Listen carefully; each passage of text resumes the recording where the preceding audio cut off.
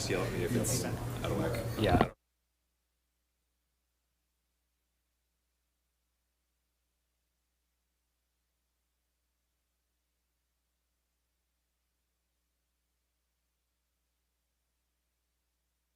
Turn the restroom or something. Okay, great. Thank you.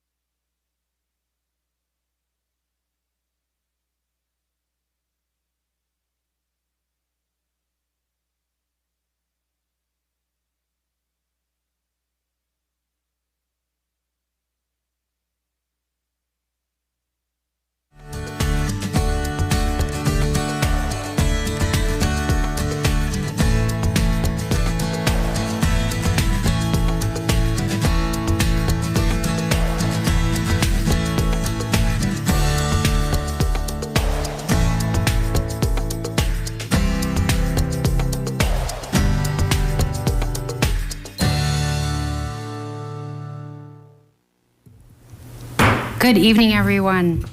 I call to order the regular meeting of the Lakewood City Council on August 24, 2026 at 7:04 p.m. To connect with the council meeting online, please use one of the following links at either lakewoodspeaks.org or lakewoodco.gov/council videos. If you are tuning in tonight and would like to address the city, you'll be given the opportunity to do so at multiple points throughout tonight's meeting. That also includes general public comment for comments that are not relating to anything on tonight's agenda. For those who prefer to leave comments online, you may also post comments of any length at lakewoodspeaks.org. That is our online forum that includes the ability to submit comments and also supporting information on any of the items that we're discussing and talking about this evening.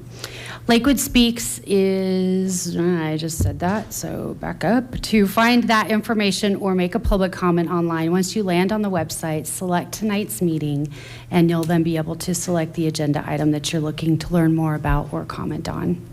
Public comment will be left open on lakewoodspeaks.org through 10 a.m. tomorrow morning. Will the clerk please start us off calling the roll? Councilors Black. Here. Cruz, aye. Here. Cruz K. Here. Furman. Here. LeBure. Here. Lowe. Here. Nystrom. Here. Ryan is absent. Sinks. Here. Sharazai. Here. And Strom. Here. Great. You have a quorum. Thank you. And this is the point that if you are able to stand, I would ask you to please do so to join us for the Pledge of Allegiance, and afterwards remain standing for a moment of silent prayer or reflection.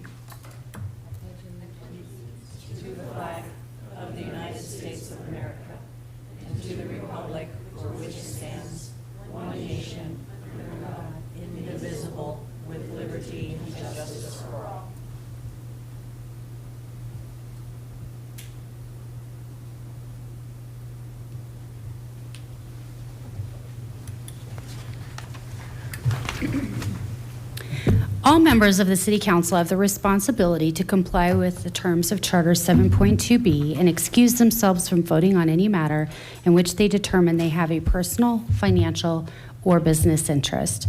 The City Council is empowered by Charter 7.2B to agree by unanimous vote, excluding the member at issue, to excuse themselves of the council from voting on a matter to excuse any member of the council from voting on a matter in which they determine such member has a personal, financial, or business interest.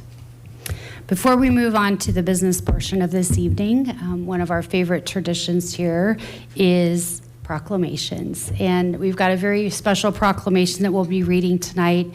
Coming up next month, we have Love Lakewood Day. So Lakewood being a great city is not just something that is the task of the people that are sitting up here in front of you or the task of the staff that operate the city every single day of the year, but it all is part of all of us showing up to do the good work across our city for our neighbors and our other residents.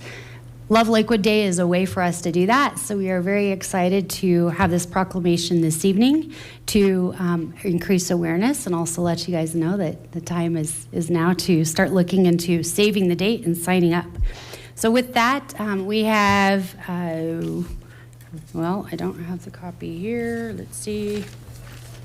We have the copy down here. We'll just read that. So we'll meet you up front and we'll get started.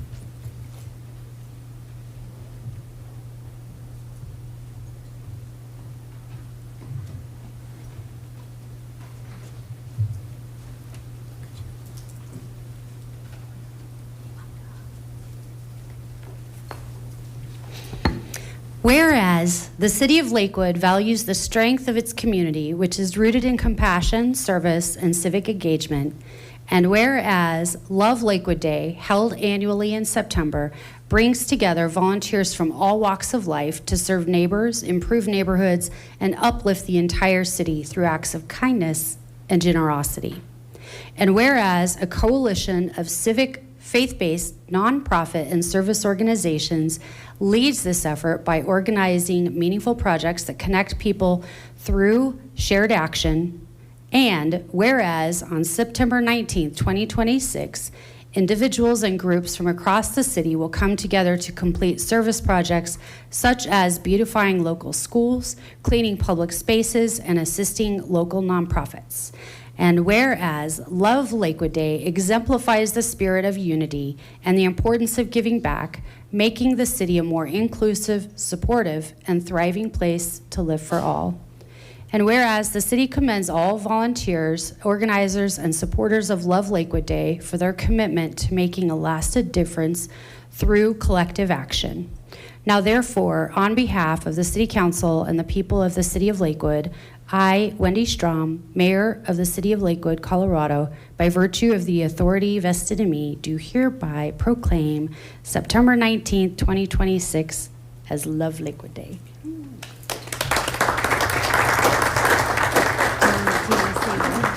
No, good. Okay. You're Sure, I sure. can. Yeah. Totally. Super excited. Thank you for all of this. Lakewood's a great city to live in and a great city to serve, and this is just a great way to come together and yeah, make a difference together. It's beautiful. Thanks for letting us do this. Thank you guys all for being part of that. So we'll do a quick picture.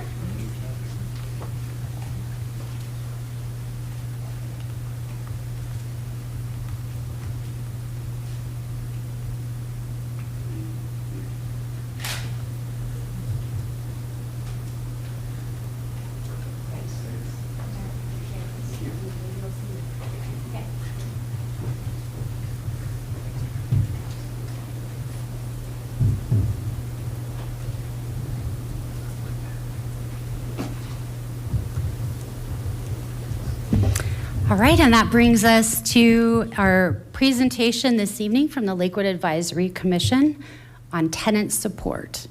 And for that, we have Robert Adams of the LAC Diversity Chair that will be giving a brief presentation.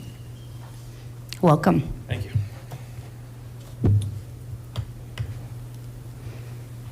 All right, so hello everyone. As was said, I'm Robert Adams, Chair of the Diversity Committee of the Lakewood Advisory Commission. here to talk to you about our work on supporting tenants and mobile home residents. First, a quick thanks to the many LIC members who contributed to this work. A detailed presentation and the written report are on Lakewood Speaks already, so for now I'll just give a very quick recap.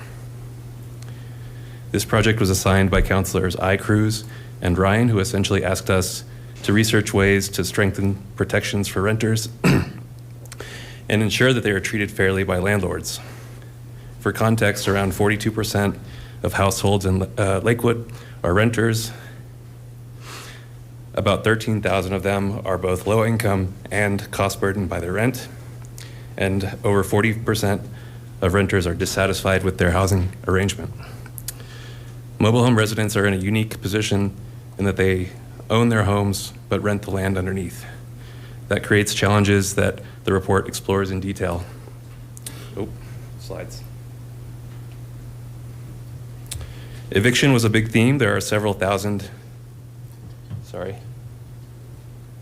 Eviction was a big theme. There are several thousand evictions filed in Lakewood each year, and landlords have access to a lawyer in around 77% of them, compared to 1% for tenants. This can lead to very skewed outcomes, and eviction is a major driver of homelessness. In theory, there are many protections, legal protections for renters, most notably the warranty of habitability, but it's up to tenants to advocate for themselves, and when landlords fall short on their obligations, tenants are often on their own.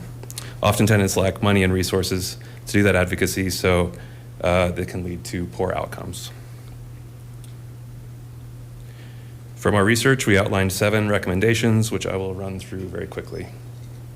Recommendation A is centralized housing support. Resources exist, but they're scattered across many entities. Having a single point of contact can close gaps between need and help. B is create a rental licensing program. It can help attract rental stock and ensure landlords operate legally, and it can be self-funded through fees without running into Tabor restrictions. C is establish an emergency rental assistance fund. Short-term help delivered quickly is a proven way to prevent displacement and homelessness. D is fund legal assistance and mediation. Representation dramatically increases the fairness of outcomes and reduces evictions, while mediation can resolve disputes before they reach court. E, foster tenant associations. Comparable to neighborhood associations, they can give tenants a collective voice to better advocate for themselves with landlords as well as with policymakers. F, prepare rent stabilization framework. State law currently prevents implementation. It's banned, but there is an ongoing chance that the ban will be repealed. And Lakewood can position itself to be ready for that possibility. G, the final recommendation, facilitate ownership pathways. Mobile home residents already have the right of first refusal when a park is sold, but need help exercising that right. Detailed cost analysis was outside the scope of the work we did, but we did note some important points worth considering. One is that costs of some of these programs are often more than offset by overall downstream savings. So aside from the human impact, homelessness creates a lot of costs in terms of medical care, emergency medical care, shelters, and so forth. And so that's often much cheaper to help people before they reach that level of crisis. And there are a lot of studies in the report about that. And although it's not part of our work, I was encouraged to see that the Housing Policy Commission recently voted unanimously to move forward with a plan to fund housing solutions. And much of what was discussed overlaps with our recommendations. And of course, in the report, there are many, many more details and references and so forth. Lastly, I'll just note that the report details connections between our recommendations and the Envision Lakewood 2040 comprehensive plan. So thank you for your attention, and we're happy to answer any questions we can. The end. Thank you, Mr. Adams, and the LAC team that is here with you this evening. Council, do we have any questions?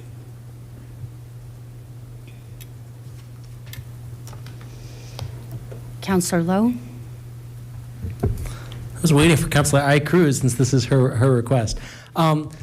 Huge shout out to Councilor Cruz and Councilor Ryan for getting this off the ground. And Mr. Adams and your team, fantastic work, truly. Fantastic work. This report is so good. There is so much, actionable, good recommendations. It's well presented. It's thoughtfully done.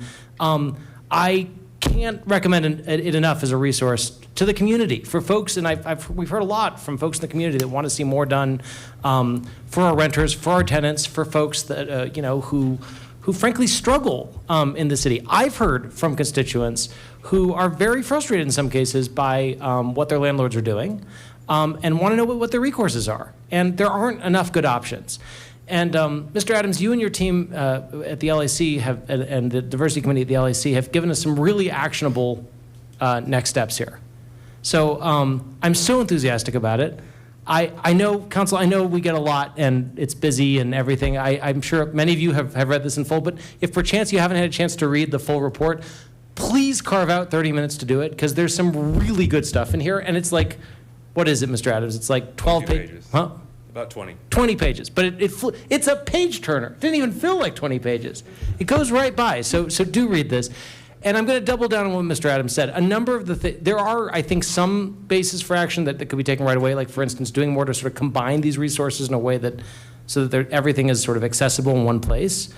But a number of the things that are discussed here, including funding rental assistance and eviction prevention and legal assistance, and critically also, looking at sort of a rental licensing registration program, all of which I really think we should do. All of that will be greatly enabled by the creation of an affordable housing fund. And as Mr. Adams mentioned, this is fortuitous timing because the Affordable Housing, the Housing Policy Commission just voted by 6-0 to move an ordinance forward that create the structure to do that. We needed to fund the rental assistance. If we're going to do anything around a rental registry and sort of rental licensing, and clearly that's going to take some staff infrastructure and some support. That's not going to happen overnight. I think having sort of a base of support and a funding mechanism and the plumbing that the housing ordinance would provide would be essential. So the timing of this, from my perspective, couldn't be better. I think that there's action we can take. I hope we'll have a chance to do that action. I really think we need to not let this thing sit on a shelf for the next year. Let's pass an affordable housing ordinance. Let's get a fund stood up, and then let's figure out how we can put that fund to work, actually funding and supporting some of these recommendations. And I want to do it by next year, so let's do it. And boy, you've set a new bar for excellence on LAC work, and it's really, really exciting. Well, I guess on behalf of the many people who contributed, thank you.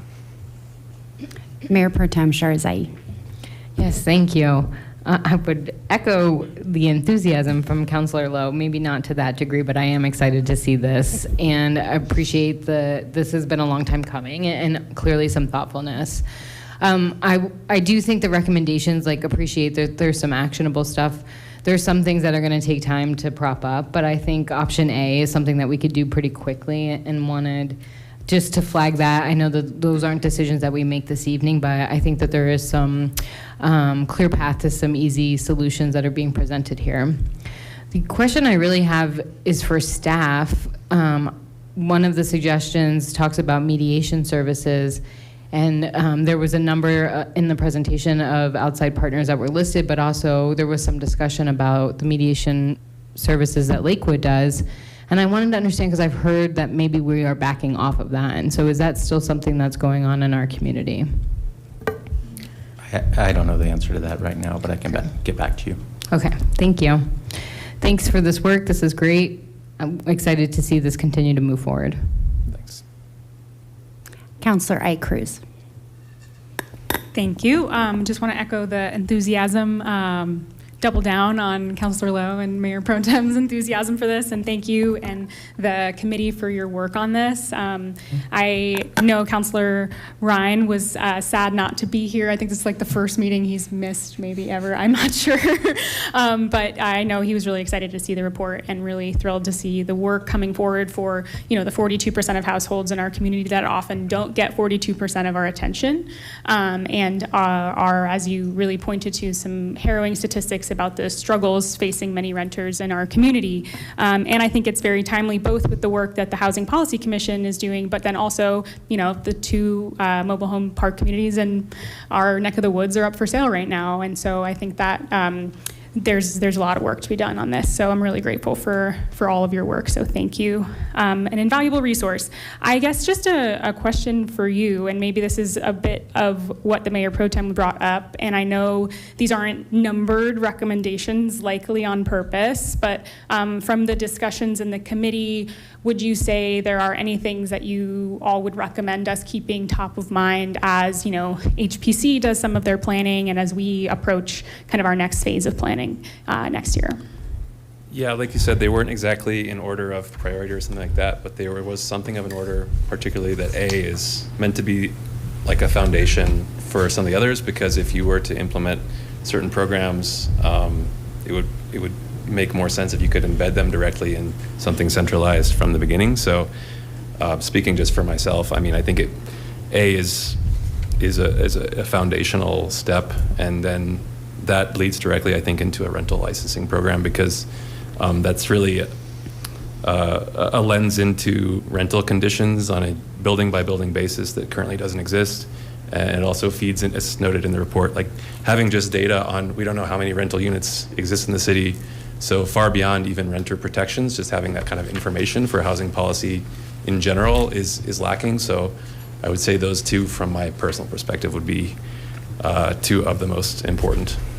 Great, that's super helpful. And I think even just speaking to the importance and the urgency of maybe what might seem like low-hanging fruit, maybe as the Mayor Pro Tem said, but important is, right, thinking about what do we have and how do we communicate that to the public? Because I know I get constituents, probably all of us get constituents who are in a situation where there's a warranty of habitability issue and there's a question about who's supposed to come check out the mold in their building or the roof that's falling in, right? And so I think that will be super helpful as we put this policy together. So I'm really grateful to you all for doing this work, and also grateful to Councilor Ryan for putting this question forward with me.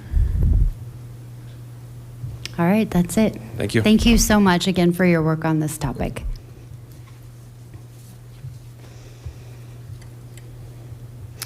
And that brings us to the first point in tonight's meeting, where the public is invited to address the City Council on items that are not on this evening's agenda. This initial period of public comment allows for up to 10 speakers to provide comment on any matter other than an agenda item, and will prioritize those with special needs. Signing up to speak during this initial period of public comment does require signing up prior to this evening's meeting. There is no pooled time during this initial public comment period. The goal of public comment is to create an environment that welcomes all stakeholders to share their thoughts and concerns. Whether your comments are left on lakewoodspeaks.org or here in chambers, I ask that all comments be directed up here to the City Council, that anyone in attendance or online respect the decorum of council chambers and practice civility. And so that every speaker may be heard, I ask that everyone here in chambers refrain from audible or applause or audible support or discord with the speaker. For anyone who in the audience may be uncomfortable speaking in front of the room, again, you too are welcome to leave a comment online on lakewoodspeaks.org instead. Anyone will be able to leave those comments until 10 a.m. tomorrow morning. Please note that in public comment, it is almost campaign season, so I'm going to say it. No campaigning is allowed. During public comment, per our campaign finance law, city resources are not able to be used for campaigning, and that includes our meetings. If you are speaking and have any handouts, would ask that you share any handouts to share with the City Council, would ask that you please provide them to the City Clerk up here, and they will be distributed to City Councils after the meeting. The purpose of this time tonight is for us to hear from you. This is a listen-only session. If you'd like to engage in a conversation with your counselors or with staff or myself, I would encourage you to do so via phone, scheduled office visits, or email. Today is for us specifically to listen. For those planning to speak tonight, when you arrive up here up front, we'd ask that you start off by giving your name and your address, or your name and your ward, and the City Clerk will get your clock started for 3 minutes. And that's where we are. I do have 2 folks that are signed up for this initial public comment period. First one is Amanda Phillips. I don't believe I see her in the room. Amanda Phillips? Nope, okay. Beth Collins.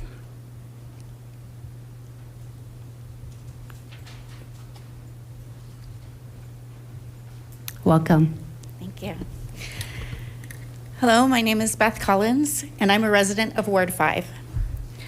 I know that you have heard at previous meetings from other members of our Lakewood Cultural Center dance community. I am here tonight to encourage you to consider supporting the expansion of the studio space for dance programming at LCC. My friend Marley Gorin, who I tap with, spoke about the importance of community connection and combating loneliness through our connections with dance. Joan spoke about the potential additional income through rentals for rehearsal and performance space that this expanded studio could also provide. I'm here to tell you how expanding the studio space can support resident engagement with the city. Like many young girls, I danced from a young age through my high school years.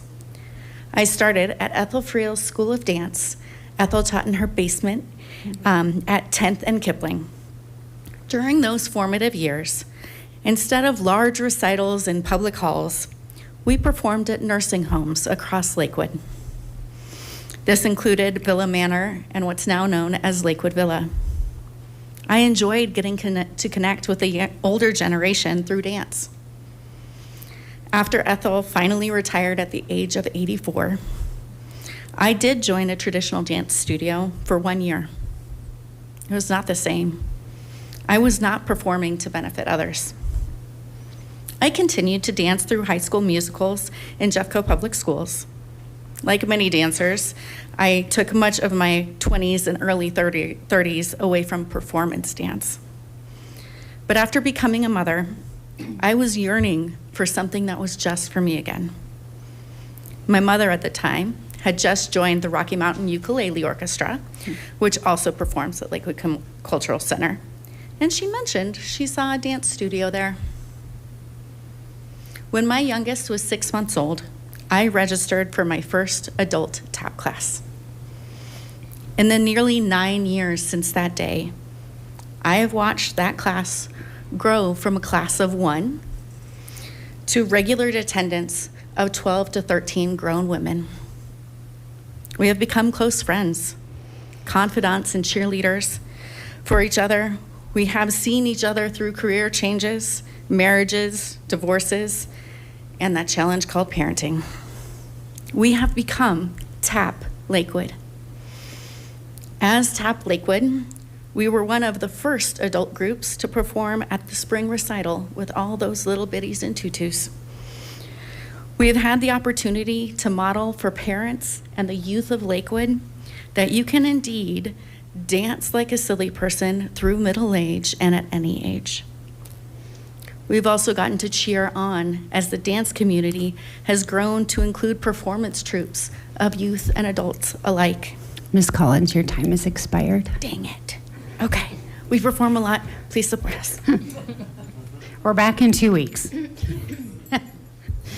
All righty, thank you so much. And that is it for our initial public comment this evening. And we will start with, or move on next to our consent agenda. Council, do we have any items that we wish to pull from this evening's consent agenda?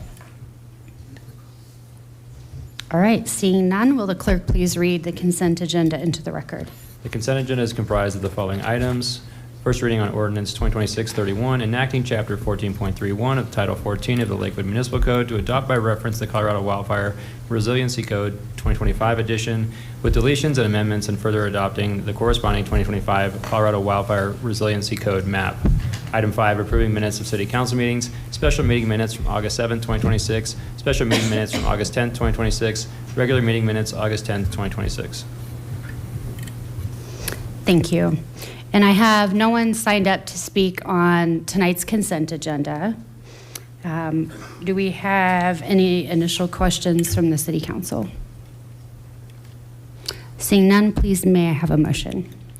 Mayor, I move for the approval of City Council minutes, order all ordinances introduced on first reading to be published in the Denver Post with public hearings set for the date included in the ordinance, all of which are included in the consent agenda items introduced into the record by the city clerk.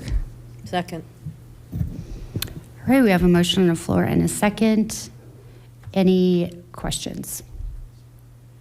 All right, please go ahead and cast your vote.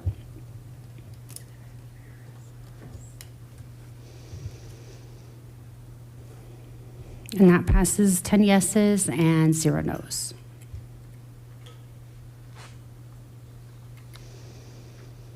Will the clerk please read item 7A into the record? Item 7A, R 2026-57, approving a contract for city manager services for the city of Lakewood with Jonathan Kane. Thank you.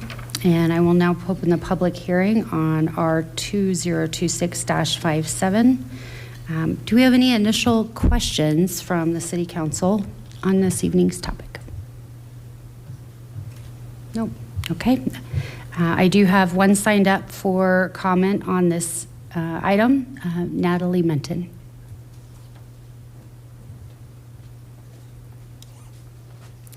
Good evening, Natalie Menton. First of all, when I was on the RTD board for 2 terms, 8 years, went through 3 general manager hiring process. So I do have some experience. I'm going to speak about 2 things that I do not agree with in this contract. That would be, first of all, the term is far too long. Basically, we have an employee going to be on a probationary period, but we've got a 3-year contract without a lot to back that up. So I disagree with that. It's pushing it into future terms, future council members, and should be a shorter term. Secondly, the dollar amount. I don't know how we got to these salaries, and I realize City Council thought that was like on the low end of the range. But for what the average citizen is getting for this, and for the amount of the salary, and considering comparable other salaries that are far larger jurisdictions, this amount is far too much, especially for somebody that is now we're committing to a 3-year term. So I oppose this for both those reasons. And I did attend the event at the Heritage Center. Thank you for putting that on. Wasn't required, so I appreciate that. It was a little bit challenging just with the volume in the room and so forth, and did try to reach out. So I have been an engaged citizen on this, and I have the history. Far too long of a contract term, far too much money. Thank you. Thank you. And that is it for public comment on this issue. May I please have a motion? Mayor, I move for the adoption of Resolution 2026-57. Second. All right, we have a motion and a second. Any conversation now? Mayor Pro Tem Sharzai. Yes, thank you. Appreciate everybody that got engaged in this process. I'm really excited about our candidate. I know that we have a special guest tonight joining us to get a sneak preview of what's to come in this role. And I'm looking forward to having an intentional process to get Mr. Kane acclimated and situated in Lakewood, and just looking forward to working with him. Councillor Lowe. I would just echo that. This was an intensive, even exhaustive process for all involved. Many members of this community, certainly I imagine for the candidates participating. We had some great candidates, a lot of conversations, talked to so many members of the community that showed up at events, showed up at our joint Ward 2, Ward 3 meeting to give us their feedback, cared about this. I can speak, I think, I feel confident I'm speaking for all of us. We on council, we took this decision enormously seriously. This is a very consequential decision. We're hiring the CEO of the city. It's a hugely important job. All of us appreciate that. We did a lot of due diligence. We really did. We had a chance to do hour-long interviews, had multiple conversations with folks, checked references, reviewed written answers, reviewed written materials, watched video interviews, talked to members of the community, et cetera. Mr. Kane, I see you in the audience. Thank you for joining us today. We were blown away by the energy and the thoughtfulness and the level of thoughtfulness on multiple different really tough, thorny issues that I think you're going to bring to this job.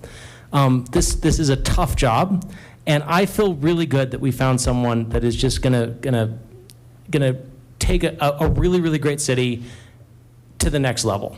And someone with the capacity for change management where changes need to happen. I just couldn't be more excited to write the next chapter over the next couple of years, and I feel really enthusiastic about having found an energetic, dynamic leader to do it. So, Mr. Kane, we're very excited for you to start.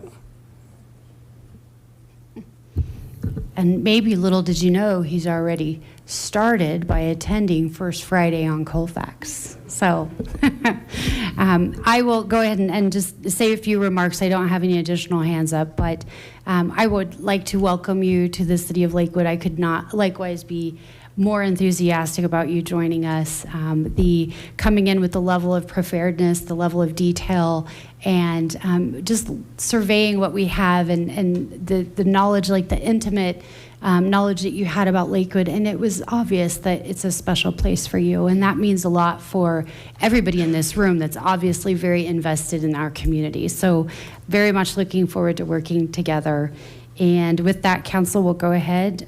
Please cast your vote.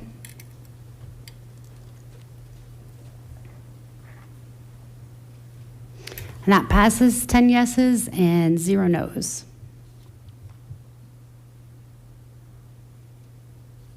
Thank you, everybody. Okay, that leads us to our next topic. Sorry, I got a little too enthusiastic. Apparently lost my place in my script. But we should be on item 7B, correct? That's right. Okay. Will the clerk please read 7B into the record? Item 7B, R 2026-58, to submit to a vote of the registered electors of the City of Lakewood at the state general election on November 3rd, 2026, a ballot issue for the purpose of authorizing an increase in the City of Lakewood sales and use tax rate. All right, we'll go ahead and open the public hearing on this item. Actually, we're not going to open public hearing. We do have presentation. Before we move into our presentation this evening, council will consider a resolution to place a proposed revenue measure on the ballot for this November 3rd. This follows several years of work by the Budget and Audit Board examining the city's long-term financial outlook and the challenges of maintaining the services that our community values and is asking for. The Budget and Audit Board has recommended moving forward with a voter-approved revenue change. I'd like to invite the chair of the Budget and Audit Board, Councilor Isabel Cruz, to provide some additional background on the board's recommendation. Thank you, Mayor. So as many of you I know have been following, the Budget and Audit Board has spent considerable time reviewing the city's financial outlook and discussing potential options for addressing our long-term funding needs and also addressing the priorities that we hear from our constituents, both our citizen members on the board as well as the people that we all hear from every day. And so as part of that work, the board reviewed the community survey that was conducted by Magellan Strategies back in the spring and discussed the results with City Council in a joint study session in July. So you can check out that meeting for some in-depth conversation about what the results of, I think, over 1,000 people in Lakewood's feedback was there. And so tonight we have the final recommended ballot language for a voter-approved revenue change, and I'm excited to talk with it about it. And I'm grateful to the board and to staff for all of the work that has gone on so far. Thank you. And for a very brief presentation on the topic, we have Matthew Wasserberger from our Budget and Financial Strategy Manager, who will summarize the ballot issue that we are discussing this evening. Great. Thank you. Good evening. I guess my task tonight is to provide a short history on the process that was taken to get this proposed resolution, tax language ballot measure onto this resolution. So with that, the process started with City Council identifying their needs at their February council workshop. They asked the Budget and Audit Board to help evaluate how the city could help move this forward. The Budget and Audit Board was a natural partner for this because of their mix of council and resident representation. And it also had experience evaluating other revenue options and ballot measures, most recently in 2024 with the Tabor extension. The Budget and Audit Board asked to look at the city's financial challenges first, rather than starting with any specific sales tax proposal. At their March 3rd meeting, the Budget and Audit Board was presented with the financial picture that the city was facing at the time. We presented this slide that showed that revenue was softening due to economic uncertainty. At the same time, costs across the board were increasing. Those are costs for capital projects, supplies and services, as well as staff salary and benefits. And we were seeing some uncertainty in the grant world as the federal grants started drying up or changing priorities. We also experienced a significant one-time impact from the B&O tax settlement. That reduced reserves in the general fund and the Tabor fund. And we also lost about $3.7 million of ongoing revenue from that B&O tax each year. At the same time, we kept hearing that there are more and more needs within the community. Infrastructure continued to age, and City Council identified numerous priorities around sustainability, homelessness, and traffic safety. As the board began looking at potential revenue options, one piece of context was Lakewood's current sales tax rate. Lakewood's municipal sales tax rate is 3%. And as you can see, that's on the lower end compared to other cities in the metro area. It's important to note that Lakewood does not charge sales tax on groceries, and we have those little grocery basket icons on this chart to highlight some of the neighboring cities that do charge sales tax on grocery purchases. The Budget and Audit Board really wanted to understand what the community was telling us about their priorities and the willingness to consider additional investment. So as Councilor Cruz mentioned, the board engaged Magellan Strategies to conduct a community survey. They reached out to 100 registered voters to better understand residents' priorities and their views on potential revenue investments. The results indicated that voters see a need for additional investment in city services, in particular around public safety and homelessness, as well as traffic safety. Based on the survey and Magellan's recommendations, the Budget and Audit Board ultimately recommended a ballot measure that would ask voters to increase Lakewood sales tax by one half of 1%. The increase is estimated to generate $17.6 million each year for city services. And it is important to note that groceries are not subject to Lakewood's sales tax, so this increase would also not apply to grocery purchases. And with that, I am here for any questions before turning it back over to you. Thank you. Council, do we have any questions? Councilor Sinks. So not really a question, but just a statement that I'm so excited to put this to the voters and let the voters decide what kind of sales tax we should have, what kind of benefits, what kind of results we should see from a possible increase. So thank you very much for your work on this. Appreciate and am excited about the possibilities. All right, I have no more hands up. So, Mr. Wasserberger, you may have a seat for now. We'll go ahead and open the public hearing. I have two signed up to speak on this topic. First, James Ginsburg.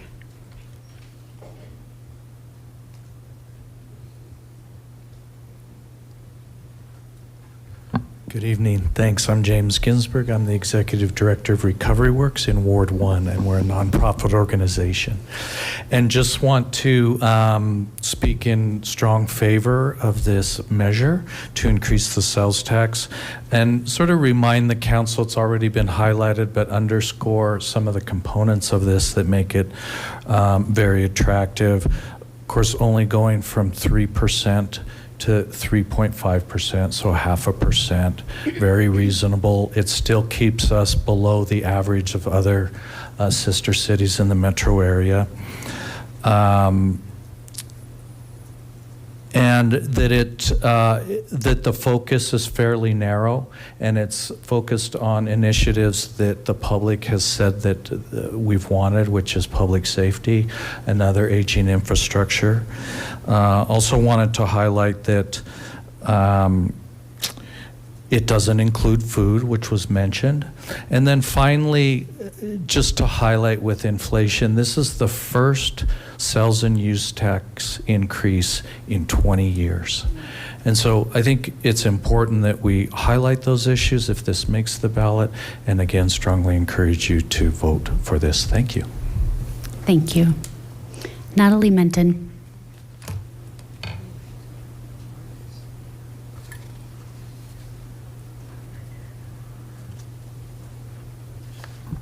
Good evening again, Council. Natalie Menton. I'm glad food was mentioned so many times because that opens up the door for what I want to talk about. I helped lead the 2009-2010 citizen push to repeal taxes on food here in Lakewood. So I have a really long history on this. It's very important to me. I think it's immoral to tax food, frankly. So it says in this measure, it will not tax groceries. I've heard will not tax food, but the reality is it actually increases. This measure will increase the sales tax on food in multiple ways. One, we're talking about when it says groceries, and you can look up code, and you'll need to reference state law also to figure out all the ins and outs. It's complex tax policy. I'll give you examples of where taxes would increase. That hot rotisserie chicken that the parent picks up after work to feed the family, that is not exempt from sales tax. You will be increasing the sales tax. The 6-inch sub that somebody may grab in between their two jobs, you'd be increasing the sales tax on that food. Even sweetened apple juice at the grocery store, if it doesn't include over 50% content of fruit juice, it's considered pop and it's taxed. You'd have to go to state law to actually read that. So prepared meals and takeout food are taxed right now and will be an increase on the taxes on those food products. So I'm just giving you a few examples of the complexity of this taxing policy. And these are not luxury items. These are food purchased by working people who may not have the time, money, or ability to prepare every meal from scratch. The legal definition of exempt groceries does not match what ordinary people understand the word food to mean. And the proposal also comes at the height of cost of living crisis, let's call it. Lakewood sales tax has already increased. You've already taken in more revenue off the pain that consumers are facing. And while I understand city would turn around and say, well, it costs more to build a street or something, citizens are also right now paying more because food is more expensive and a whole long list of other things. The comparables. Edgewater was on the comparable list. Edgewater doesn't have a property tax. Lakewood does. So it's very hard. We'll go back to, literally, it's not an apples to apples comparison. Shouldn't be taxing food more. This measure will do it. And the title is misleading, probably. Thank you. Thank you. All right, and I have no one else signed up to speak on this issue, so we'll go ahead and close the public hearing. And may I please have a motion? Mayor, I move for the adoption of Resolution 2026-58. Second. All right, we have a motion on the floor and a second. Any council questions, discussions? Mayor Pro Tem Sharazai. Yes, thank you. Appreciate the work that went into this. I also am a member of the Budget and Audit Board and appreciate the leadership of Councilor Cruz. This was an opportunity for us to move forward a priority that we found consensus on as a city council early in our year. We've consistently heard from voters that they need to decide, and that's all we're doing. We're sending this to the voters to decide. The idea that the city needs to tighten their budget is just fundamentally flawed when we're asked to do more and respond to an evolving need of a modern community.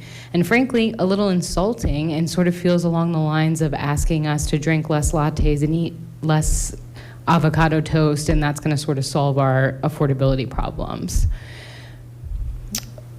the reality is things that cost money. And so whether, I hope that my peers up here will join in supporting this and sending it to the voters, whether or not you agree with it or disagree, that's a decision you can make when the ballots are out in your house. Let's let Lakewood vote for this and help decide how we meet the community's growing needs and to maintain the quality of life that Lakewood and everyone deserves. Councillor LeBure. Yeah, thanks, Mayor. I was just going to comment, in the 10 or so years I've been involved with the council, we've never asked for a tax rate increase. Whether you agree or don't agree with raising the sales tax, I am excited that the Lakewood residents will have the opportunity to make this choice for themselves. Voters will decide on whether they want to invest more in public safety and streets and sidewalks and pedestrian and bicycle infrastructure. I think these are important investments in our community, and ultimately Lakewood residents should decide whether or not they want to make them. I think with the passage of this, November will be their opportunity to weigh in. So I hope it passes, and hope the residents, look forward to the opportunity to decide. Councillor Ike Cruz. Thank you all, and appreciate the remarks so far. I just wanted to share, that I have really enjoyed the process of this work, both with our Budget and Audit Board, with the great fellow members of council who are on that, and with our our resident members, and really diving deep into what is the kind of prognostication of the city's finances. What do people want? How do we dig into delivering on that? And what kind of questions can we ask our community to figure out how we move forward a shared vision of Lakewood? I think in this process, we figured out it will take probably over 200 years to build all the sidewalks people want, right? With the current funding that we have. We know that although the city and many of our partners, like those represented in the room, are doing a lot of great work to meet the needs of the unhoused folks, on West Colfax and across the city, that the need is growing, and we need to meet this moment and work towards a Lakewood where no one has to sleep outside, and where we meet people's needs. And so I'm really excited with public safety, and then also our traffic calming and pedestrian and bicycle infrastructure improvements that we have gotten so many requests for from people in the community across wards, that we get the opportunity to have this conversation as a community. And that's really what this is, as many other folks on council have said, right? This is a question that we're asking folks, and I'm really excited for the opportunity for the democratic process to work through, and I am hopeful that this can open up some new opportunities to build towards a more thriving Lakewood together. So excited to vote yes on sending this to the people, and going forward from there. Councillor Lowe. Thank you, and thank you, Councilor Cruz, for your leadership on this process, as on so many other things. Also, member of the Budget Audit Board, voted yes, plan to vote yes tonight. Glad to see this move forward, and glad that we're giving our voters a chance to weigh in on this really important issue. Look, if you go to the link, just a couple. I want to address one point. The question was brought up about food and what qualifies as food. Well, the Lakewood Code does define food. It defines food as food for home consumption, means food for domestic home consumption as defined, and then they use the exact same definition that we use for the Federal Supplemental Nutrition Assistance Program, which covers all groceries. It then stipulates that food does not include carbonated water marked in containers, chewing gum, seeds and plants to grow food, prepared salads and salad bars, packaged and unpackaged cold sandwiches, deli trays, and hot or cold beverages served in containers or cups that are vended by or through machines, or non-coin-operated coin-collecting food and snack devices. So there are a couple exceptions, but they're extremely narrow. Food is carved out, and food, the way that anyone conceives of food, other than that very, very specific list of exceptions, is exempt from the sales tax. So I did just want to speak to that since it came up in the comments. If you look at just the language of what we're referring, it says public safety purposes, including investing in crime prevention and homelessness response, and traffic safety improvements, including maintenance and construction of streets and sidewalks, road improvements to reduce vehicle speeds, and pedestrian and bicycle safety enhancements. And we really do have a need in Lakewood for greater investments in both of those buckets. I'm really excited about the potential and the possibility of having a really, robust, inclusive, community-based process for how we could invest additional resources in effective, proven programs that actually reduce crime, to prevent crime rather than addressing it. I think these funds would open up that possibility in a really exciting way.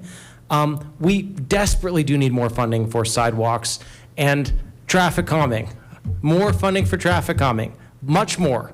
And this would really, I've heard that over and over. I can't tell you how many folks in Ward 3 have weighed in on their desire for more funding for speed bumps and speed humps and speed cushions and bump outs and other design improvements that would reduce speed. And this funding would potentially enable that. And final thought, I'm going to be voting for this, and I'm enthusiastic about saying this to the voters. I also do just want to name and acknowledge that, like, our voters are concerned about affordability, and I get that. I genuinely get that. And I want to name that they are going to have a couple of other revenue measures on the ballot too. And I think a number of those revenue measures are actually important. And I don't want anyone to read this referral to the voters as like us predicting that this is a slam dunk. I actually don't think it is. I think this is going to be this has the potential to be a very close election. I agree with what the Mayor Pro Tem said. We're asking our voters a question. We're asking them, how do you feel about the sales tax going from 3 to 3.5%? It would still be one of the lowest sales tax rates in the metro region, and I think we should make that point. But ultimately, under Tabor, the voters get a chance to decide. And I think particularly given everything on the ballot, that's actually healthy on this question. I think it's good that the voters have the ultimate say on this. I don't know what we're going to get back. I genuinely don't. But what I'm voting for tonight is the chance to sort of not be gatekeeper on this, present, the case, the funding opportunity, what it would fund to the voters, and let our voters answer the question up or down. And we will see what they come back with in November. Councillor Furman. At the risk of sounding redundant, I wanted to say something very similar to that, which is essentially, while I had the same reservation because of people have expressed concerns about affordability, the belief that I might have a strong sense of what people do and don't want, I think is a bit of hubris. So I look forward to this going to the ballot because I do think this is, and I know this has been narrowly defined based on the survey they've seen, and based on that, I think this should be a clear decision by the public, and so support the ballot. Councillor Kate Cruz. Yeah, so I guess a question I have for the budget and audit board or staff. The resolution obviously exempts food. Was there any consideration to exempting anything else? So we know that West Metro Fire District is putting something forward similar to a sales tax increase, but they exempt medicine and gas. Was there any consideration when this was brought up to the board? Would you like to respond? Thank you. And thank you, Councillor K. Cruz. I think that is a really important conversation. And so the scope of work that we all talked about was how are we thinking about approaching kind of revenue more broadly and less like how are we digging into the specifics of our sales tax. And so we didn't dive further with the time that we had to think about how to broaden those exemptions, which I do think is a conversation that I would like to have. And I know a lot of other cities have had with some of these pieces. And so I think that was a missed opportunity. And I think that West Metro Fire, this is the first time they're going to be charging sales tax, and so I think they had a little bit of a different starting position from the conversation that they could have. And so I would love to kind of have a conversation moving forward about thinking broadly about the things that people exempt from sales tax. I know other municipalities look at diapers specifically or formula, other pieces, and so I personally didn't think we had the time that conversation merited to really think about it holistically, but I think it's an important piece and understand the concern around affordability for those essential items. So I guess the question I have is if we wanted to broaden that exemption, do we have time to do that, or is tonight the final decision on the ballot question? Yeah, so I think we only have, and correct me if I'm wrong, but I think we only have a couple of days before the final language would be due to the county. And then I think that would also put us in a position where our broader sales tax is collected in one way, and then this portion of sales tax is collected in another way, in a way that might create some administrative issues that could make this a bit more challenging than potentially the next couple of days could take on. So again, I think broader conversation, and at least from my perspective, like now is a bit of a challenging time to do that. Okay, thank you. You know, thinking this through, also stakeholding with West Metro Fire, one of the biggest concerns I had was, would there be competition? After speaking with the government affairs individual with the department, they don't feel that that is the case, which made me feel a lot better. I guess the biggest thing is just probing and putting to staff if we could have that coordination conversation with West Metro Fire regarding approach and timing. You know, I completely am supportive of sending this to the voters and letting them decide. I just want to make sure that the right stakeholding is done, and that when it comes down to, you know, the items that we're selecting to exempt, that list potentially gets looked at moving forward. Councillor Nystrom. Thank you. I just want to say thanks for the efforts that went into this. I know there was a lot of work done on this, and I think it is an imperative thing for the community at this point. My concern remains with, if you look at the actual survey questions, sustainability initiatives was categorized as energy efficiency and water conservation. And that's great, except for the fact that we have a serious health crisis with our air quality. We've already had 42 air quality alerts this summer. And if you recall, during our winter, that wasn't really a winter. We had also air quality alerts during the winter months. So this isn't air quality and initiatives that go along with reducing our greenhouse gas emissions as a city and a community. These are not like survey questions. These are imperatives. We have statutory requirements for them. And I would really like to emphasize the fact that not allocating any of this money towards that is concerning to me. But again, I want to thank everybody for the work that they've done on this and appreciate that. All right, before we move to our potential second round of hands up, I will give my comments. I am wildly supportive of putting this forward to the voters. My preference would be that we take a year and learn a little bit more about what the very detailed needs and desires are for our community. You know, homeless is a perfect example. We can look at that one. Some of our residents honestly might be dismissive about putting more money in that area. But I want to be really, really clear. That is the top thing that we hear from our community every single day, of a request to solve a problem. This impacts our small businesses, this impacts our big businesses, it impacts all of our businesses, it impacts our residents that are here and in homes, that are paying property taxes and sales taxes every single day. There is very much a need. I would love to see us coalesce around more specificity for this particular ballot measure. So I'll be a no tonight as far as just putting it forward for 2026. But I am very supportive of this conversation in general and moving forward. So I just wanted to be clear about what those intentions were. And that was all I had to say on that topic. Councillor LeBure, your hand is back up. Oops. Thanks, Mayor. Well, I was just going to briefly comment. I think about the exemption discussion that was brought up. I definitely think there's some opportunity in places to continue to have that conversation.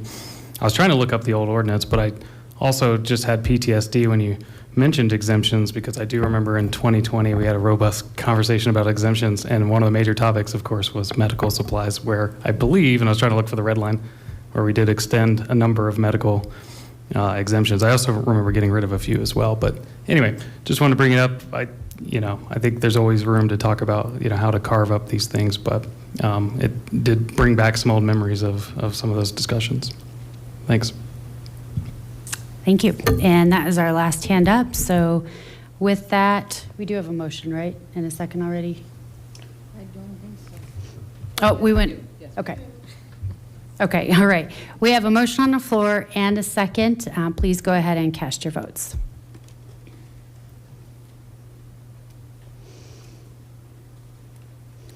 All right, and that fails, that passes 8 yeses, 2 noes, the noes being Strom and K. Cruz.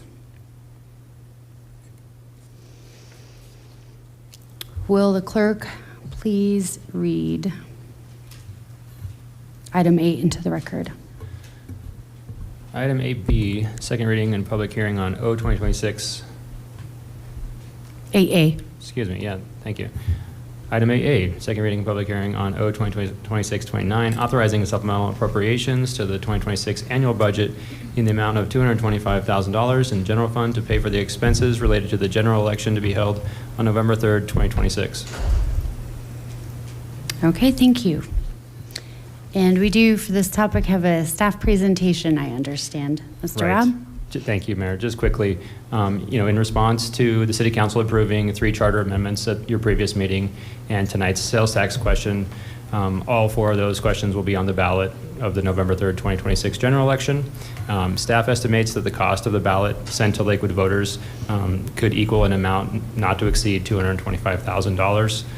Approval of tonight's ordinance 2026-29 will appropriate these funds from the general fund reserves to the general fund operating budget for the election administration costs that will be incurred by Jefferson County Clerk and Recorder's Office, who you all know the city is coordinating with through the IGA that was approved at the previous meeting. Yeah, and I'll just leave it at that and defer to any questions you might have. Okay, council, do we have any questions? All right, seeing none, we'll go ahead and open the public hearing. And I don't have anyone signed up to speak on item 8A. Any late arrivals want to speak on item 8A?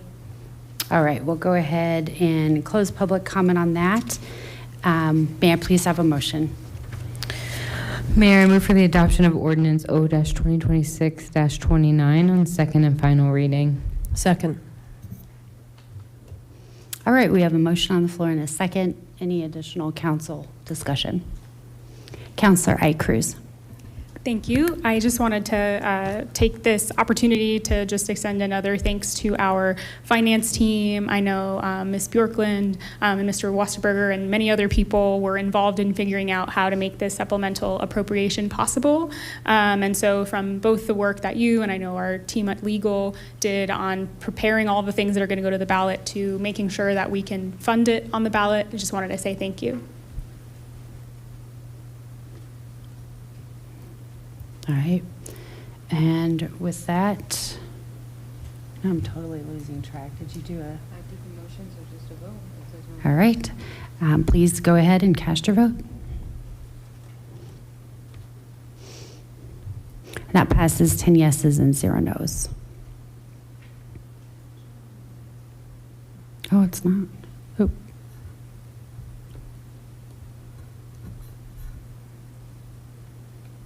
Well, go ahead and try voting again, please, everybody.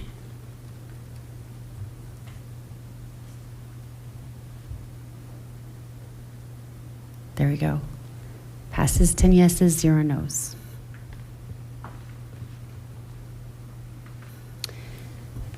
Now moving on to item 8B. Will the clerk please read 8B into the record? Second reading and public hearing for item 8B, O 2026-30, an ordinance to repeal and replace Chapter 5.29 of the Lakewood Municipal Code pertaining to commercial waste hauler licensing.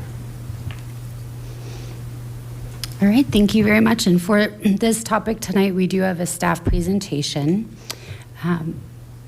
We're hearing from Katie McCain. She'll give a presentation. She is our sustainability planner, manager. Will you give us our full title? I don't have it in writing here. What is your title, Kate? I am a sustainability manager. Thank you.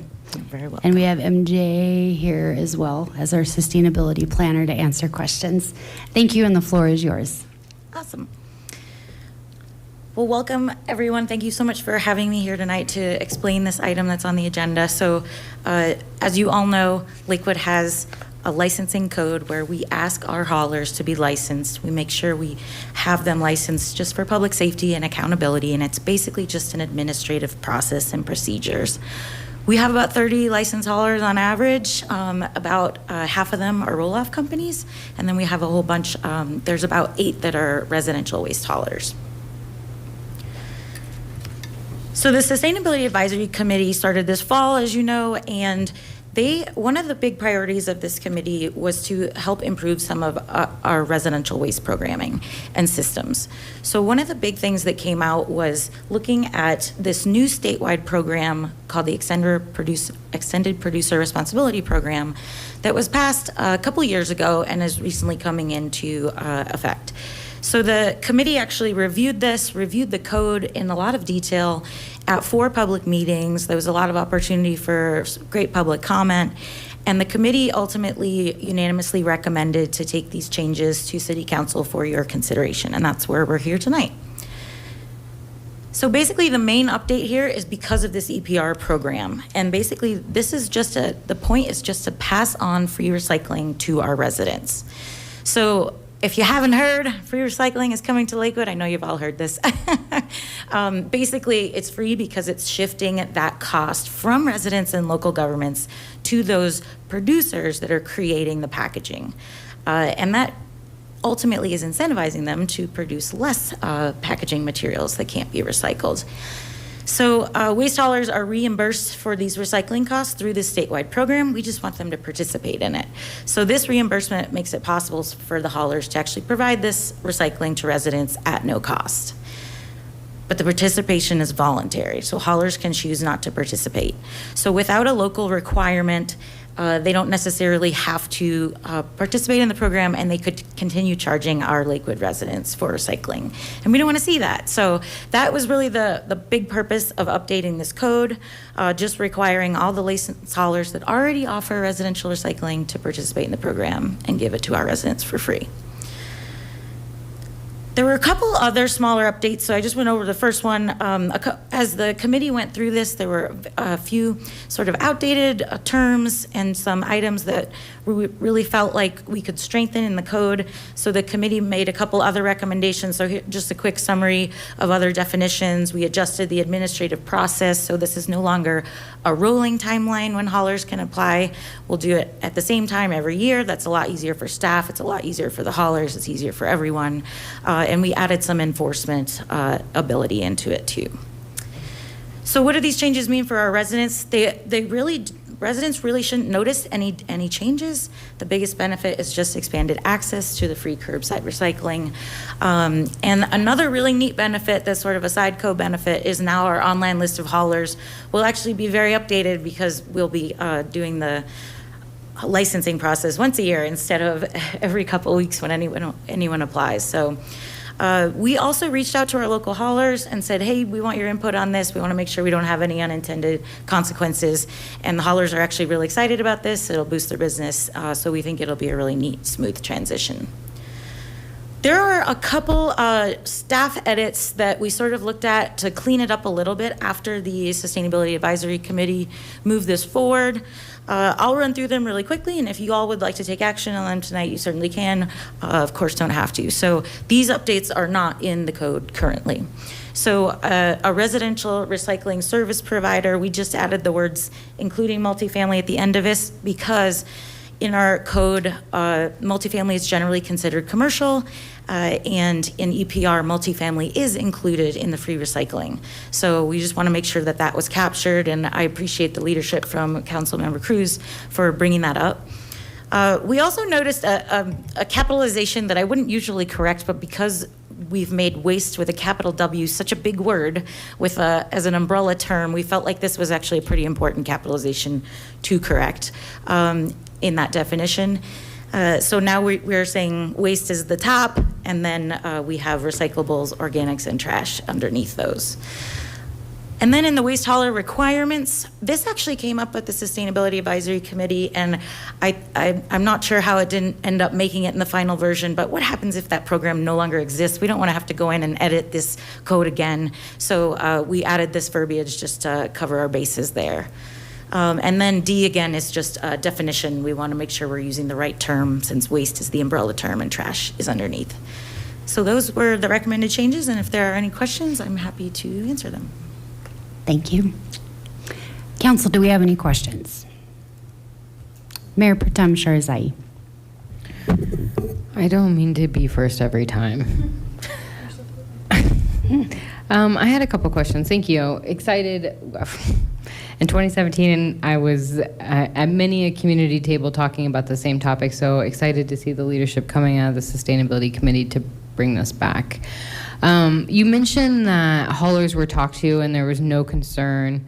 So I just want to really double down on that point. We don't think that this is going to dissuade haulers from wanting to work in Lakewood. Correct.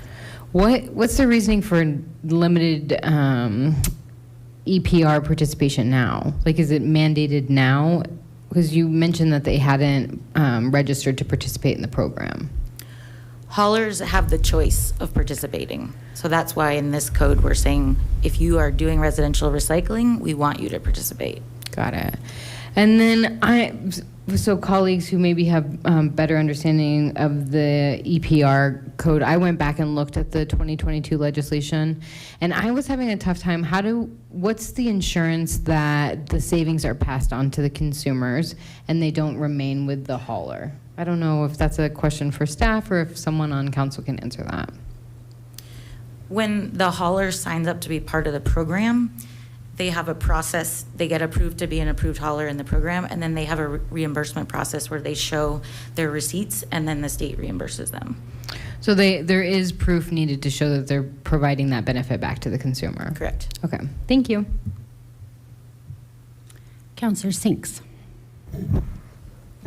Yeah. Thank you for your work on this. I'm excited to see this come about. Just a point of clarification, the other amendments, point 020 and 060, is that also covered? So as we vote on the commercial waste hauler licensing, do we need are those definitions and the small w, is that covered, or do we need an amendment to add that? I'm getting a thumbs up. Those would be amendments. I think you need an amendment, yeah. Yes, okay. Is it appropriate now to make an amendment, or is somebody doing that? Councilor Nystrom, were you planning? We got it covered. They got it covered, of course. Thank you very much. Thanks for your work on this, and it's quite amazing. It's going to be wonderful. A neighbor said, "Thank you for free recycling." Well, I'm not the one, but it's a team effort, and it's going to be really great to see that. Thank you. Councilor Lowe. Thank you, Ms. McCain. You and your team are just awesome, and I've gotten such good feedback for the work that the sustainability team is doing from many of my constituents. Folks are over the moon about the composting and how well that's been rolling out. I've gotten great feedback on that. Gotten great feedback on a number of different programs. So kudos, we're just so grateful to you. It's definitely an area of the city where I feel like the feedback is overwhelmingly positive, which is quite a trick to pull off when it comes to local government. So kudos. And Councilor Nystrom, congratulations. I know that a lot of work went into this. Thank you for getting this to us and all your work on this. I'm really excited to vote yes on this. I think this is great. Just one or two questions. Ms. McKay, I definitely don't want to put you on the spot. I usually try to not do that. So if I do that inadvertently, apologies. Feel free to get back to me later. It's fine. Do we very roughly know of the current Lakewood residents who utilize recycling, about how many of them currently have free recycling versus pay through their HOA? It sounds like there is a substantial chunk of the city that doesn't yet have access to the cost-free recycling that this. I'm just curious, how many people are we talking about that will be be able to change? There are not many people recycling to begin with because Sure. it's a fee right now. And the program is starting to roll out this fall, but I don't imagine the free recycling will actually start. It all depends on when each residence hauler actually signs up and starts participating in the program. So that's going to start happening this fall through the winter, and the rollout will all depend on your individual hauler. Got it. Well, I mean, if it's easy and feasible, as we communicate, sort of the impact of this to constituents, I think it would be helpful to just be able to say, this is how many folks over time have we can confidently say we've been able to, help them access these free recycling services. So I'd certainly be interested in getting some statistics like that if those are gettable after this goes into effect. Absolutely. I totally understand that this is not the point of what we're doing tonight, but just while we're talking about sort of hauler licensing, the extended producer responsibility, the licensing changes we're doing, these are thoughtful, these are very well tailored. I mean, I know in parallel, not this ordinance, but in parallel, there has been a sort of a running conversation in Lakewood about, gosh, we've got a lot of different, there certainly are a lot of different large trucks that run through our roads and add to our emissions and add to the air quality problem that Councilor Nystrom has zeroed in on from this dais over the last couple of years. I mean, I'm just interested generally in, while we're talking about in curbside residential waste, in like, my understanding is you all maybe have gotten some grants lately, and to sort of build on this ordinance, that there might be opportunities to sort of pursue a slightly more streamlined approach so that we don't have quite as many large trucks rumbling through our street, adding to our emissions over time. Although I understand we want to do that extremely thoughtfully, intentionally, and in the right way. Could you just update us on like your team's current thinking on that front? Sure, it's a great question. As staff, we hear that all the time too, so it's interesting that council hears the same concerns. Because we hear it from so many people, we had applied for a grant to do some public outreach and engagement to try to understand what does the community want, what would they like to see, and how should we be improving residential waste collection. So we're in the process of contracting with that grant now, and we hope that process will start real soon, and would love to keep y'all engaged in that. Well, sometimes I feel like we use the word signal up here way too often. I want to use the word signal a little less and use the word do and pass and enact a little bit more. But for tonight, I'm going to signal that I am very pro, having a chance to sort of continue to build on this work by doing what we can to kind of streamline this process. It does feel to me like there's an awful lot of different large trucks run by many different vendors. It feels like a real opportunity for us to sort of make some progress toward our carbon reduction goals that I know you are laser focused on, Councilor Nystrom. So I'm hoping that maybe as your team does that work, and funded by that grant over the next year, that it'll tee up opportunities for further action on this front. Councilor LeBure, and then Councilor Nystrom. Thanks, Mayor. Yeah, I just want to comment, really. I don't have a question, but I just want to say I'm excited about this. I think updating our hauler license is a big win for Lakewood. I think many people in the city and councils now and past have fought years to expand our recycling and make it more accessible and move Lakewood towards a real zero waste future. So, I think with this, we'll get, more recycling, stronger accountability, and lower costs for residents. So I think it's a big win. I'm excited to see it and looking forward to voting yes. Councilor Nystrom. Thank you, Mayor. I just want to say thank you. As passionate as Councilor Lowe is on many topics, I think MJ could probably match you on this topic. And she came into this discussion, she had it wired and was very passionate about it and really helped us through all the hoops. We had a lot of support from staff and the legal team as well. So I just want to express my appreciation for that and being able to pull this together in the limited time that we had to do it. So thank you. Councilor Sinks. Thank you. To follow up on something you said, like when would residents see the savings? And you said something like it depends on when the hauler implements it. And I read through the ordinance and wondered, excuse me, is there a time frame? How long? Sorry, how long do they have? Yeah, it's a good question. Because the program isn't in its final stage yet, it's hard to put a timeline to it, especially in the ordinance. But I hear your point. As soon as feasibly possible. Yes. How's that?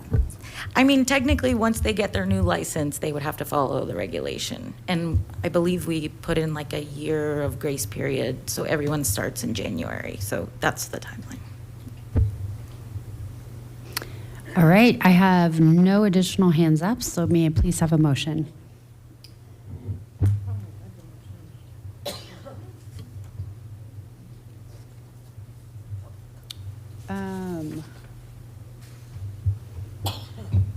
First, we shall open the public hearing.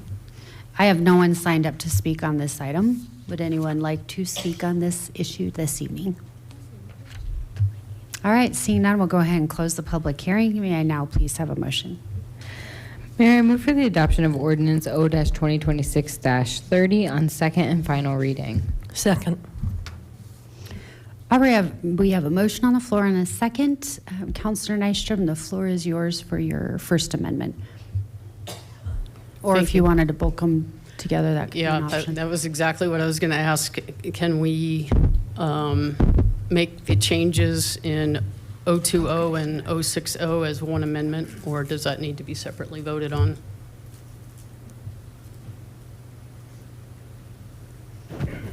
It's easier if you do it as separate amendments to track through the city clerk's record keeping. If we tie it all together, it just gets jumbled. So I think we could legally do it as one, but we request that you do them each one. Okay, thanks. All right, Mayor, I'd like to move that we accept the changes to, we good? That we accept the changes to 5.29020 to include multifamily and also to move waste to a lowercase. Second. All right, we have a motion on the floor and a second. Any discussion on that? Seeing no hands up, please go ahead and cast your vote.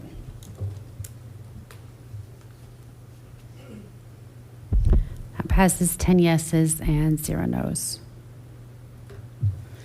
Okay. I also am moving that we accept 5.29.060, adding the sentence, as long as the program is in effect. So any residential recycling service provider shall participate in Colorado's extended responsibility, producer responsibility program, as long as the program is in effect. And in item D, change waste to trash. And same thing at the last line, change waste to trash. Second.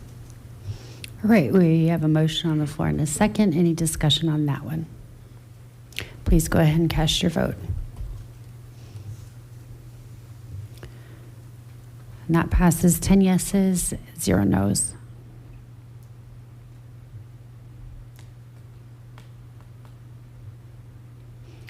Is that the final one you had, Councilor Nystrom? Okay. All right, so the next vote would be the ordinance as amended. Any additional discussion on that? Seeing none, please go ahead and cast your votes.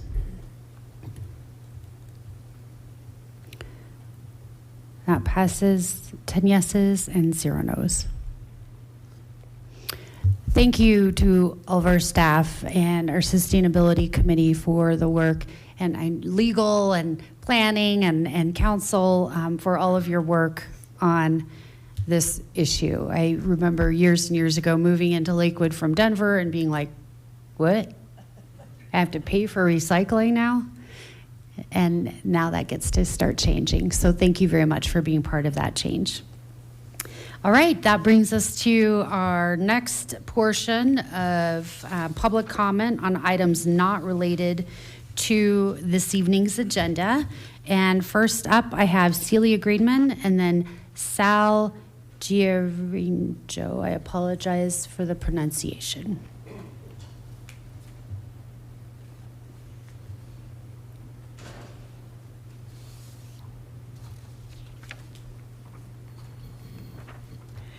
Good evening. Hi, I'm Celia Greenman from Ward 2.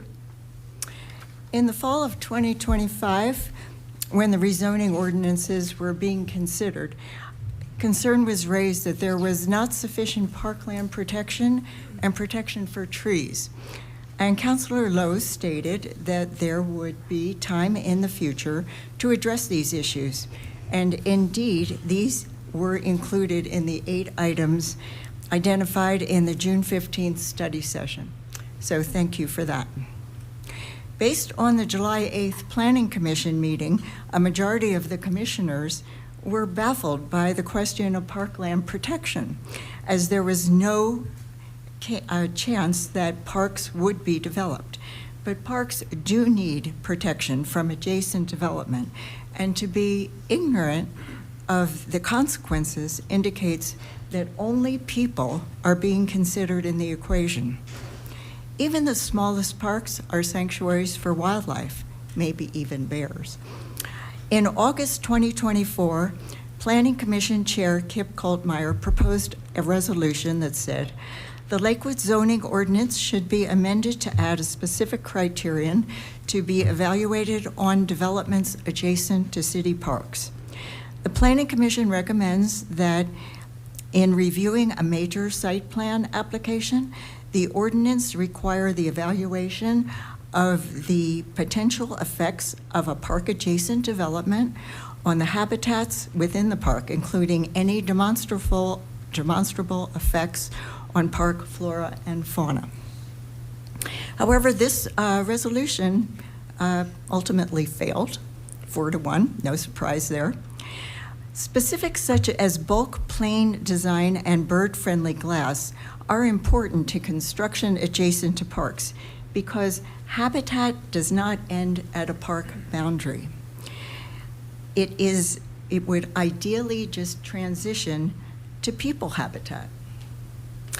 Now, on tree protection, regarding tree preservation, yes, there is already an ordinance in the Lakewood Municipal Code, but this could better be labeled tree replacement ordinance. When was the last time a developer presented plans to city staff that took into account mature trees? No, they're measured, they're sawed down, they're replaced with saplings in appropriate areas. These new trees do not provide habitat, shade, climate moderation, and CO2 storage of their mature counterparts. And again, at the July 8th Planning Commission meeting, a commissioner stated that trees should not be used to prevent housing supply. But why are there no creative designs that make use of these mature trees? It also should be forbidden Ms. to... Greenman, your time has developer- expired. Okay, thank you. Thank you. Sal Giovingo?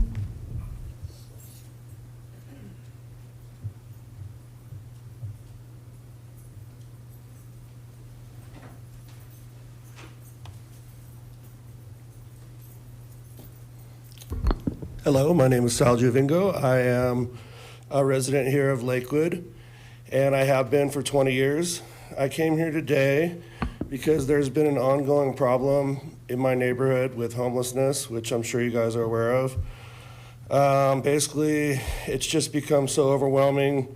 In the last couple of years, I've had to call the police over 50 times without any action really being taken. There's groups that are taking over our sidewalks, our bus stops, leaving my daughter no way to walk to school, no way for her to go to the store without drugs being blown in her face, or for fear of her being assaulted sexually or physically. She's 12 years old, and she should have the right to grow up in an area that is actually safe for her to walk the streets. In the last 2 years, I've seen this town transformed into basically an embarrassment. I've had to call 911, as I mentioned, over 50 times. In the previous 18 years that I've lived here, I've probably had to call the police maybe once or twice. My corner of Lakewood has been overwhelmed and overrun by some of the lowest level human beings imaginable. They are urinating and defecating anywhere they like without consequence. When I have called the police on this matter, they consistently tell me there's nothing they can do and I should talk to the city council about it. I've had to call because I've witnessed too many people doing drugs to count. This includes people with needles in their arms and people that are passed out dying. I've had a man a couple of times passed out less than 100 yards from my daughter's window with a needle in his arm. He was treated and released into our neighborhood with no charges. I've witnessed people assaulting each other. I've been assaulted, and when police were called, nothing was done. This has just become such a huge problem. I feel like we're in a crisis right now, and I would hope that we would treat it as such. I've come here today as a longtime coach, father, business owner, and homeowner in Lakewood, and I would just like to really get some questions answered, not obviously here, but eventually maybe they'll be taken up with you guys. Just what is the plan to take our streets back? How are we supposed to be able to walk down our sidewalks again? What are the elderly people supposed to do? The handicapped people, the children of our community that we're supposed to be protecting? I would like to make it a priority, or I would like to see this council make it a priority to protect our greatest resource in this community, which is our children. And I would also like that this council consider protecting elderly and handicapped just as highly. Please let the very frustrated police department enforce our laws again. Please let them protect us. Please save our community. This is an emergency. Thank you. And that concludes our second portion of non-agenda general public comment. And we move on to general business. Councilor Furman, you've got the floor. So with the request for council action or the request for information on these, you'll have to bear with me. Do I need to make a motion first, or I describe it first? You can describe it first and then All right. move on. So essentially, the request is for both a staff presentation and a study session around the use of drone delivery within the city. Now that we've had businesses that have been seeking the use of drone delivery, it is a topic that I think will become a concern if we don't take an opportunity to look at both the impacts, the benefits and drawbacks of allowing that, and what it looks like to address the requirements, whether it's existing FAA or legal requirements and regulations around this. And it strikes me as one of the areas in which, if it simply appears in our neighborhood without addressing it publicly, it will be something our community comes to us as and asks the question of why we haven't addressed regulations around it sooner. And so essentially my request is both a staff presentation and a study session around this topic, now that it is being an open question from the businesses. So is it simply a motion to request this? All right, so I move to request a staff presentation and study session around the use of drone delivery by retailers in the city of Lakewood. Second. Thank you. All right, we have a motion on the floor and a second. Any council discussion before we vote? Councilor Cruz. Thank you, and thanks, Councilor Furman, for thinking about this. I must admit that this is not something that has been on the radar for me. So I would just love to understand, like, what do you think the timeline for sort of some of these technologies rolling out in our communities, or like timeline for this kind of conversation should be? I didn't turn my microphone off, so I'll just roll right into it. My understanding is there are open requests to be able to do drone delivery now. And so, and recognizing that it is something in a beta stage in a number of other communities, I think it is perhaps more imminent than we would like, as it will take some time to address those concerns. I did a little research on my own regarding what it looks like around FAA regulations, and there are some that govern and create some protections, but obviously I am not knowledgeable enough, nor do I have the time to get as knowledgeable as I need to. So that's a little bit of the reason for this request, is to make sure we understand what protections there are, what benefits or drawbacks there may be. So I think it's good or bad, it is relatively imminent. Thanks. I'll add to that over the last year and a half, many municipalities across the Denver metro area have had requests from particularly, I know at least one large retailer. And so as we see that move forward with one particular large retailer, I think we can all probably count on a full hand how many others will soon follow. So the question becomes, do we want little armies of drones driving around and dropping packages in our backyard? We need to have a discussion before that starts happening without us actually having it. So thank you, Councilor Furman. Did that answer your question? Yeah, I just had one more. Okay. Thank you. That's very helpful and enlightening for me as well. Thank you, Mayor and Councilor Furman. I guess my second question is, are you aware, or are there other municipalities that are dealing with this, these requests dealing similarly with like the autonomous vehicle conversation, or are those distinct conversations? Like driverless autonomous vehicles? I will admit that's one of the things I hope to hear addressed with a staff presentation, because I don't know, obviously they have different regulations around them in general, so I would think it appears a little bit differently because of one's carrying packages versus people. So I think it's sort of a different family of regulations. Councilor Lowe, then Councilor LeBure. Thank you, and thanks for bringing this, Councilor Furman. I'm going to support it. I think this is a good example of sort of thoughtfully trying to get out in front of something rather than be reactive to it. So I think it's smart to bring this. And can I ask a question that usually other smart people on council ask, which is, I do think we need to have a discussion about this. Can I ask the interim city manager? It's not clear to me who on staff would be the person to help organize this, or would be the person that would pull together the presentation, but maybe that's clear to you, or maybe that requires some internal discussion first. Well, I think whether he wants to or not, it's probably Travis Parker. And he's here, but yeah, we're not doing a presentation tonight, but it will probably be in Travis's shop with support from Maria as well. Excellent. Well, already so many important things on their plates. Why not add one more thing?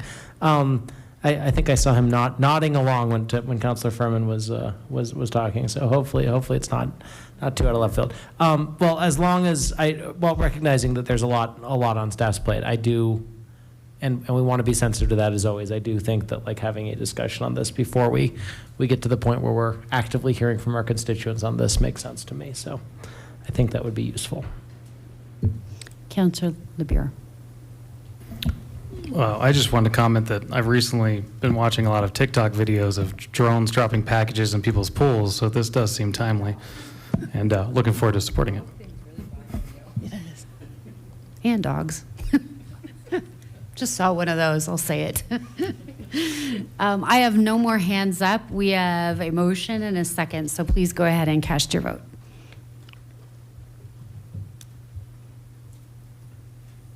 All right, that passes 10 yeses and 0 nos.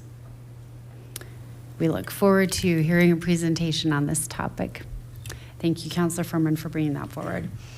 With that moves us into this evening's executive report. Thank you, Madam Mayor. Just a few items for you all this evening. One, I wanted to let you know that we have speed cushions being installed on Alcar Street. May have started in the end of last week and into this week, so that's exciting.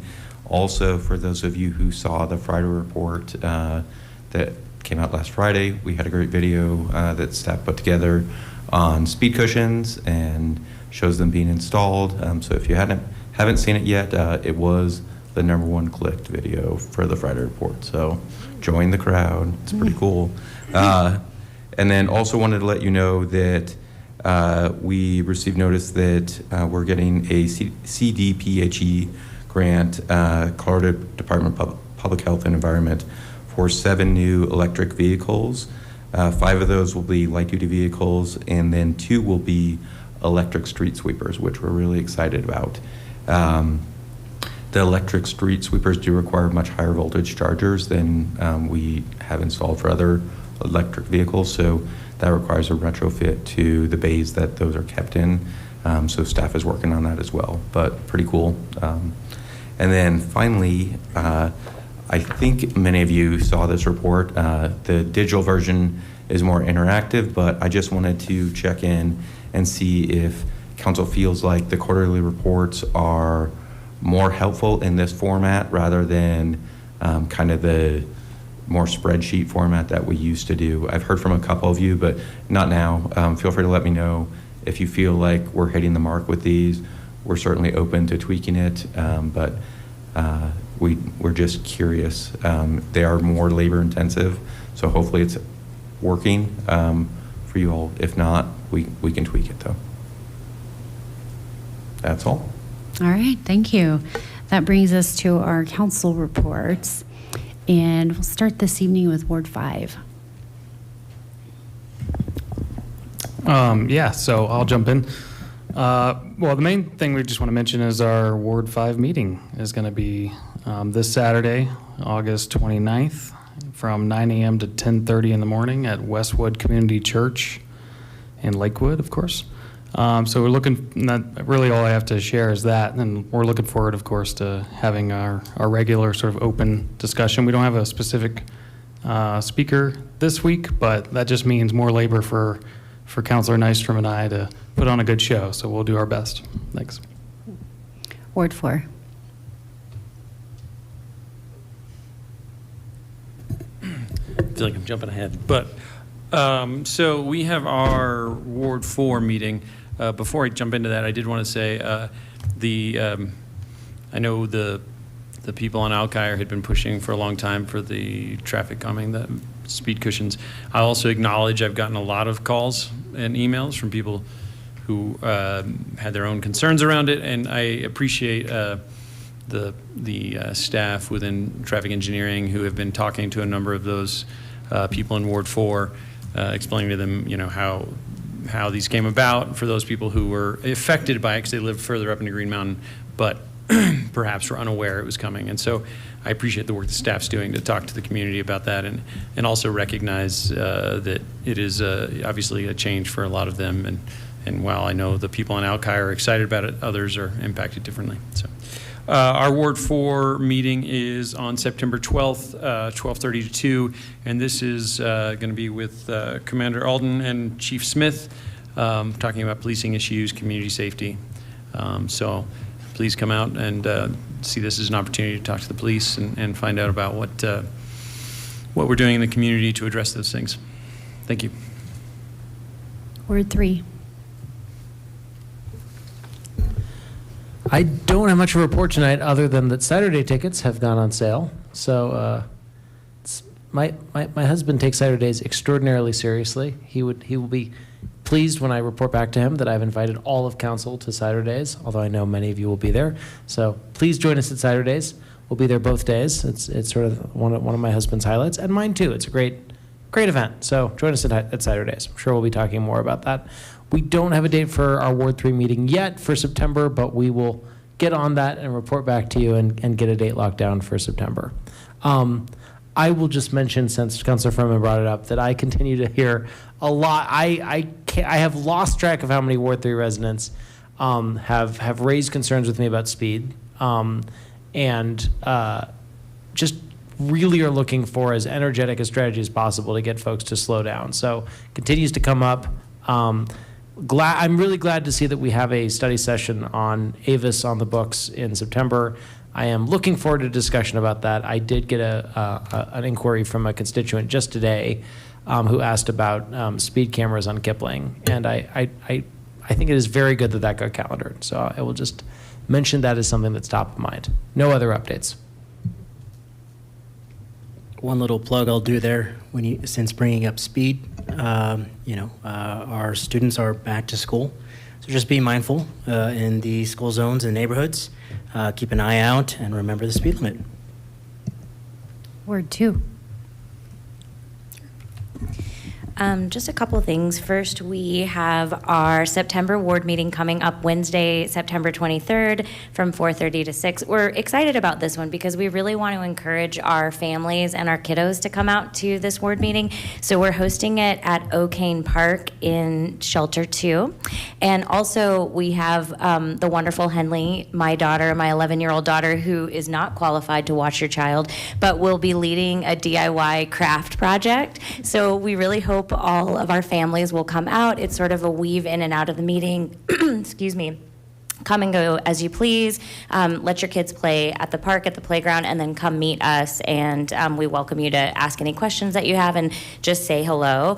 And then in that vein, I just wanted to extend a huge thank you to Jefferson County School System for taking my daughter back to school last week. And I really, though, in all seriousness, want to say I wish that we lived in a society where we valued the education of our youth more than we do seemingly in the United States, both in the ways that we fund our school systems and the ways that we pay our teachers, and also in the ways that we support the education of young people in our society. It is such a critical component of the ways that we grow in our humanity, and we grow in our culture, and we grow as a species. And so to undervalue or devalue that continues to be so disheartening and heartbreaking to me.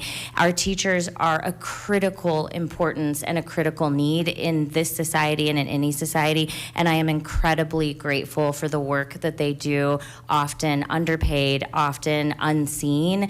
And to finalize kind of this statement, it is deeply thoughtful, executive functioning, critical work that teachers do in the classroom every single day, and they do it in an environment where they are constantly needed by young people who are asking of their time and attention and energy, and they have to give that while also teaching young people how to learn, how to grow, how to be emotionally resilient and cognitive. And so just a huge, huge thank you to Jefferson County School, and excited for the 2026-2027 school year to start.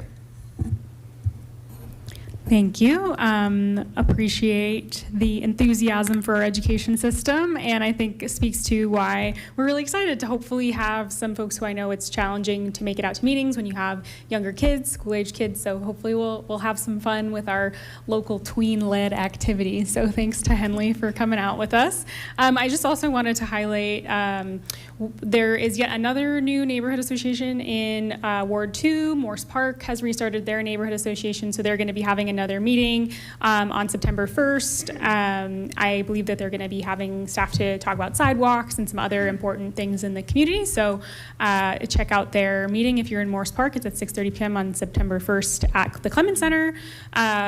September 4th comes back to First Friday, so always excited for all the great things that 40 West does for us. And just on a point of personal privilege, as I was working out in the last couple of weeks at the Charles Whitlock Recreation Center, there's been some construction there. The therapy pool is under construction, and so that has been a huge community effort, and I'm grateful that we were able to fund that in the budget last year, and that resource will be coming back online in the not too distant future. So just got to celebrate some of the little wins, and thanks to the staff who I know at Whitlock, who I know have been navigating some noise and other things with the construction. So really excited for that to come online. Ward 1. Thank you. In keeping with our common practice, we're going to have our ward meeting the first Saturday in September. Yes, that is Labor Day weekend. When we checked about delaying it a week, the facility was not available that weekend, and so we talked, and yes, what better way could we spend Labor Day than to have a ward meeting? So something else came up.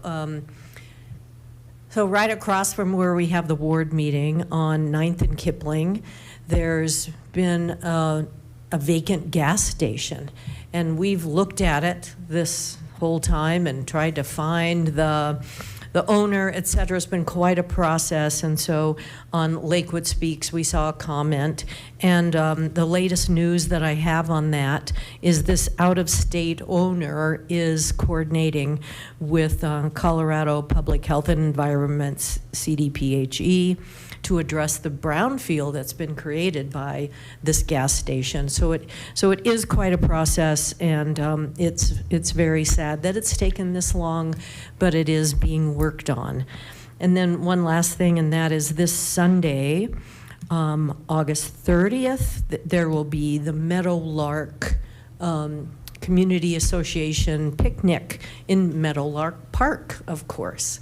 So that'll be a fun event. Hopefully the weather will cooperate. Last year I think it was rained out, so Anyway, that's all I have. Thank you. Counselor Nystrom, did you have your hand up? I just wanted to add two things. One is we do have a Sustainability Advisory Committee meeting, always action-packed, 12:30 on Friday, the 28th. And also, Southern Gables National Night Out is on Friday, 28th at 5 p.m. I believe Bruce McDonald sent invites to all of you, but I want to encourage people to show up. It's especially great location for it at the elementary school, and they have a fantastic community garden. So it's a great opportunity to take a look at what can be done in a neighborhood with the effort that they've put into it. Thank you. All right. I just briefly want to welcome all of our young people, all of the future of Lakewood back to school, as that has just gotten underway this week. We've got many tiers of parents. We've got, probably tiers of little people too that would rather be at home still in front of their iPad or on a some kind of fun play structure out in our park. So welcome everybody back to school. And just a last plug or another plug, and you'll hear it at least one more time from me about Love Lakewood Day. For those that are not available on September 19th, remember we do also have Team Love Lakewood that provides opportunities to get involved and share with your community throughout the year. So with that, seeing no further business to come before the City Council at this time, I will go ahead and adjourn our meeting tonight at 8:57.